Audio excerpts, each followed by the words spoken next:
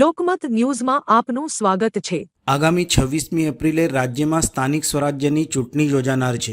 ચૂંટણીને લઈને રાજકીય પક્ષો દ્વારા પણ તૈયારીઓ શરૂ કરી દીધી છે। રાજકીય પક્ષો દ્વારા ઉમેદવારોને ચૂંટણી લડવા ટિકિટો આપવાની પણ શરૂઆત થઈ છે। ત્યારે જે ટિકિટ વાછુક ઉમેદવારોને રાજકીય પક્ષો દ્વારા ટિકિટ ન અપાતા હવે ઉમેદવારો દ્વારા વિરોધ પણ શરૂ કરવામાં આવ્યો છે।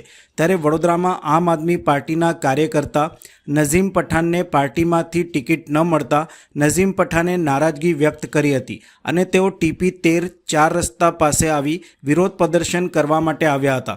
ત્યારે ફતેગંજ પોલીસ સ્ટેશનના સ્ટાફ દ્વારા નઝીમ પઠાણની અટકાયત કરવામાં આવી હતી। નઝીમ પઠાણે આમ આદમી પાર્ટી સામે વિરોધ વ્યક્ત કરતા આક્ષેપો સાથે નારાજગી દર્શાવી હતી।